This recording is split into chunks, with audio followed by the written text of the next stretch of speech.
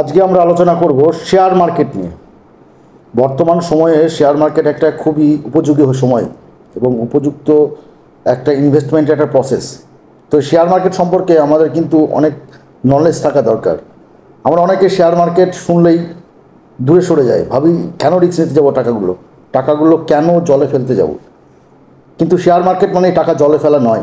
Share মার্কেটের আজকে আমরা সেই সব বিষয়গুলো আলোচনা করব। প্রথমে বলবো রিস্ক নিয়ে, তারপর বলবো how to invest without money, তারপরে বলবো how to take first step in share market, তারপর আলোচনা করব why this market image is bad, তারপরে আলোচনা করব why delivery trading is better than the day trading, তারপরে আলোচনা করব why investing in share market in the only good option left for a middle class family, এবং সব শেষে আলোচনা করব শেয়ার মার্কেটের গুণগত মান নিয়ে, যে তার কি ফলাফল আমরা জীবনে পেতে পারি। তো প্রথমেই বলবো চলো শুরু করা যাক আজকের সেই গুরুত্বপূর্ণ আলোচনাগুলো নিয়ে। Share market. তো চলো আলোচনা করা যাক আজকের সেই গুরুত্বপূর্ণ আলোচনা শেয়ার মার্কেটের কোন কোন বিষয়গুলো আমাদের আগে ফলো আপ রাখতে হবে। প্রথমেই বলেছি রিস্ক। দেখুন, রিস্ক সব কিছুতেই আছে, আপনাকে বুঝতে হবে। আপনি রাস্তায় বেরোলেই রিস্ক, গাড়িতে যাচ্ছেন তাতে রিস্ক, কখন মারা যাবেন তার ঠিক নেই, তাই বলে আপনি চলা বন্ধ করেননি। ঠিক এখানেও আপনি যদি একটু রিস্ক নেন সেক্ষেত্রে আপনার প্রচুর প্রফিট আছে এখানে করে। আপনাকে বুঝতে হবে শেয়ার মার্কেটে কোথায় প্রফিট আছে, কোথায় লস আছে। সেই জিনিসগুলো না জানা থাকলে আপনি অবশ্যই এটাকে রিস্কি মনে হবে এবং মনে হতে পারে যে আপনার টাকাগুলো জলে চলে যাচ্ছে। আপনি অতীতের কিছু কোম্পানির কথা বলবো, সেগুলো ফলো করে দেখুন। এমআরএফ, নেসলে, ব্রিটানিয়া, এই ধরনের প্রচুর কোম্পানি রয়েছে যাদের শেয়ার মার্কেটে খালি রেজাল্টগুলো ফলো করে দেখুন। আজ থেকে এমআরএফ 2001 সালে যখন লঞ্চ করে তখন ছিল মাত্র 7,000 টাকা তার শেয়ার মূল্য। বর্তমানে 2025-এ দাঁড়িয়ে শেয়ার মূল্য দাঁড়িয়েছে 1,26,000 টাকা। তাহলে কত টাকা রিটার্ন পাচ্ছে একটা লোক খেয়াল করে দেখেছেন? ঠিক সেরকমই যদি নেসলে কোম্পানিকে বলি, 2000 সালে নেসলে কোম্পানির ভ্যালু ছিল 549 টাকা। বর্তমান সময়ে দাঁড়িয়ে তারই ভ্যালুয়েশন দাঁড়িয়েছে 18,392 টাকা। একবার ভেবে দেখুন ভ্যালুয়েশনটা কোথায় গিয়ে দাঁড়িয়েছে। ঠিক অপর প্রান্তে ব্রিটানিয়া কোম্পানিটাকে দেখুন। 1990 সালে যখন প্রথম লঞ্চ করে তখন এটা মাত্র শেয়ার মূল্য ছিল 14 টাকা। বর্তমান 2025-এ দাঁড়িয়েছে 5235 টাকা, মানে 370 গুণ রিটার্ন। পৃথিবীর কোন ব্যাংক আছে যে আপনাকে 370% রিটার্ন দেবে? একবার ভেবে দেখুন কোন ব্যাংক আছে যে আপনাকে দেবে রিটার্নটা। আপনাকে বুঝতে হবে যে উইপ্রো যে কোম্পানিটা ছিল সেটা 1 বছরে 93% রিটার্ন করেছে আপনি কি চাইছেন এর থেকে? আর আপনাকে বুঝতে হবে যে আপনি যাতে ইনভেস্ট করছেন তার থেকে আপনি যে রিটার্নটা পাচ্ছেন সেটা কম কোথায়? আপনার একটু রিস্ক নিলেই তো আপনার প্রচুর পয়সা কিন্তু ইনভেস্ট করতে পারছেন। আপনি বাদবাকি যেখানে যান, ব্যাংকে যান, পোস্ট অফিসে যান, এত রিটার্ন কেউ দিতে পারবে না। সেকেন্ড প্রশ্ন আমরা অনেকেই করে থাকি যে আমাদের কাছে অর্থ কম, কোথায় ইনভেস্ট করব? দেখুন, শেয়ার মার্কেট মানে প্রচুর টাকা ইনভেস্ট করা তা কিন্তু নয়। আপনাকে বুঝতে হবে যে শেয়ার মার্কেট দুটো পদ্ধতিতে ইনভেস্ট করা যায়। একটা হচ্ছে র্যান্ডাম ইনভেস্টমেন্ট, আর একটা হচ্ছে কনসিস্টেন্ট ইনভেস্টমেন্ট। আমরা অনেকেই কী করি, র্যান্ডাম ইনভেস্টমেন্ট কিন্তু খুবই বাজে জিনিস। কেন বলবো? কারণ দেখুন এটা মুডের উপর নির্ভর করছে। আজকে আপনার কাছে টাকা আছে, মুড ভালো আছে, আপনি ইনভেস্ট করে দিলেন। এটা কিন্তু শেয়ার মার্কেটের নীতি নয়। শেয়ার মার্কেটের নীতি কোনটা? কনসিস্টেন্ট, যেটা আপনি রেগুলারিটি মেনটেন করতে পারবেন। আপনি জানবেন যে আজকে থেকে আপনি 1000 টাকা করে যদি ইনভেস্ট করেন আগামী 20-25 বছর পর্যন্ত ইনভেস্ট করেই যাবেন। তার থেকে প্রফিট খুঁজতে চাইবেন না আপনি। প্রফিট অটোমেটিক চলে আসবে আপনার কাছে। আপনার হাত খরচই তো 1000 টাকার বেশি হয়ে যায় মানুষের। তো আপনি পার মান্থ যদি 1000 টাকা করেন এবং 1 বছর পর যদি সেটাকে আরও 15% বাড়ান, তারপরের বছর আরও 15% বাড়ালেন, তাহলে কনসিস্টেন্ট যদি ইনভেস্ট করতে থাকেন আপনি গিয়ে দেখবেন 20-25 বছর পর এই অ্যামাউন্টটা 1 কোটির উপরে ছাড়িয়ে গেছে। আপনি কল্পনা করতে পারবেন না আপনার অ্যামাউন্টটাকে। 3 নম্বর কী বলছিলাম, যে দেখুন আমাদের এই শেয়ার মার্কেটে পা রাখার জন্য কী কী জিনিস দরকার। আমাদের শেয়ার মার্কেটে পা রাখার জন্য কী কী জিনিস দরকার, কয়েকটা ডকুমেন্টস আমাদের লাগে। সেটা হচ্ছে আধার কার্ড, প্যান কার্ড, আর ব্যাঙ্ক অ্যাকাউন্ট, আর সাথে লাগে ডিম্যাট অ্যাকাউন্ট। ডিম্যাট অ্যাকাউন্টে কি, আগে ডিম্যাট অ্যাকাউন্ট খুলতে গেলে অ্যাকাউন্টে লাগতো এবং তার জন্য চার্জেস পে করতে হতো, কিন্তু বর্তমানে ডিম্যাট অ্যাকাউন্ট টোটালি ফ্রি। মানে এটা আপনি অটোমেটিক কেওয়াইসি করলে এটা আপনার প্রচুর অ্যাপস রয়েছে যারা আপনাকে দিয়ে দেয়। তো বুঝতেই পারছেন যে এইভাবে আপনি এই পদ্ধতিতে নামতে পারেন। তারপরে কি বলছিলাম, যে মার্কেটের খারাপ ভালো নিয়ে আলোচনা। আমাদের একটা ধারণা যে মার্কেটে খারাপ, এই ধারণাটা কেন তৈরি হয়েছে? এই ধারণার পিছনে দায়ী কিন্তু আমাদের সোশ্যাল মিডিয়া। আপনাকে বুঝতে হবে, সোশ্যাল মিডিয়ায় আমরা ইউটিউব খুলছি, এখন ফেসবুক খুলছি, ওখানে সোশ্যাল গিয়ে সার্চ করছি স্টক মার্কেট, দেখে নিচ্ছি অমুকজন এইগুলো কিনেছে, ব্যাস আমরা শুধু কিনে শুরু করে দিলাম, কিন্তু তার লাভ তার লোকসান কিছু জানি না। কিন্তু আমরা লোভে পড়ে আমরা ইনভেস্ট করে দিলাম। এটা কিন্তু সম্পূর্ণ রং আইডিয়া। না জেনে বুঝে কোথাও ইনভেস্ট করা মানে নিজস্ব বোকামি।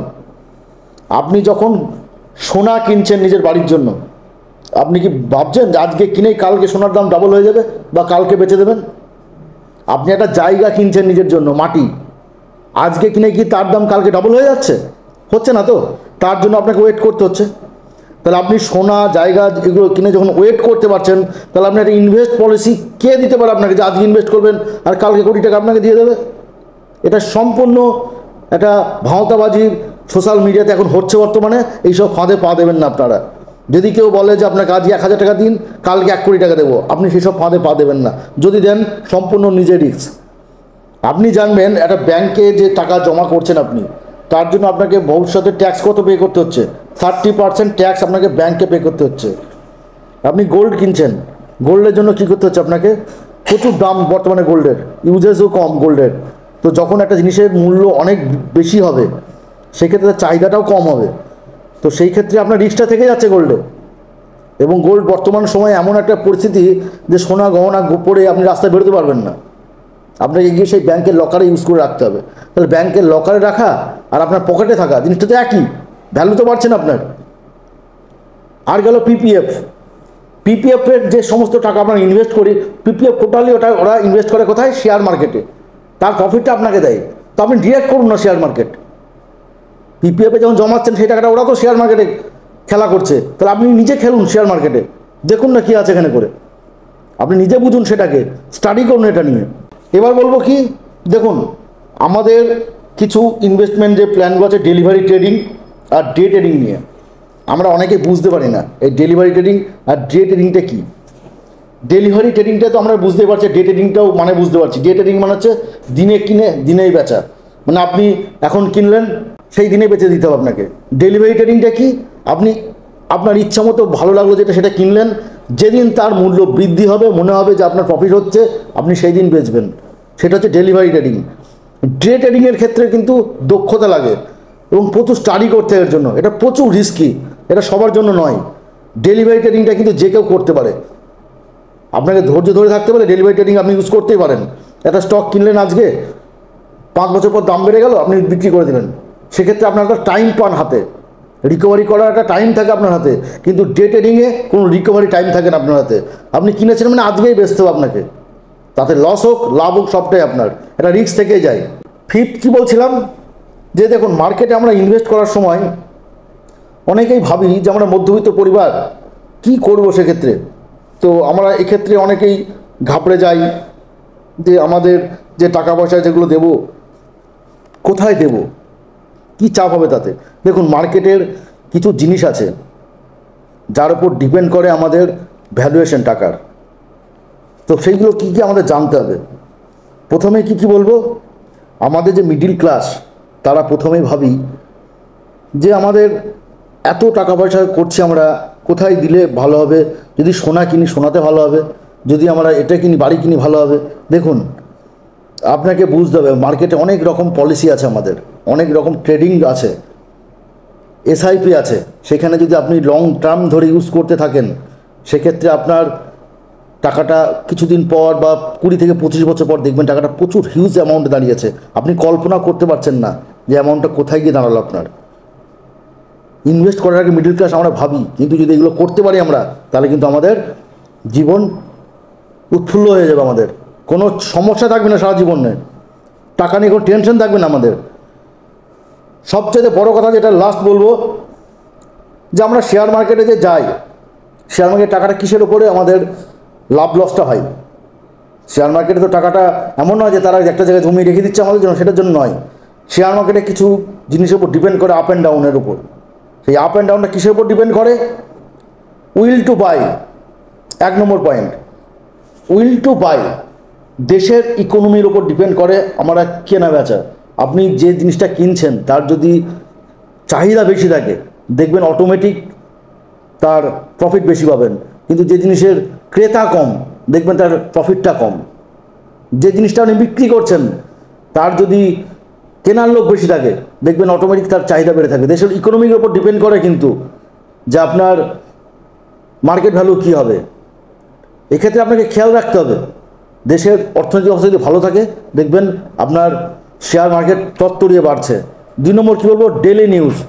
আপনাকে রীতিমতো খবর নিতে হবে, কিন্তু খবরাখবর প্রতিদিন নিউজে হোক পেপারে হোক রাখতে হবে।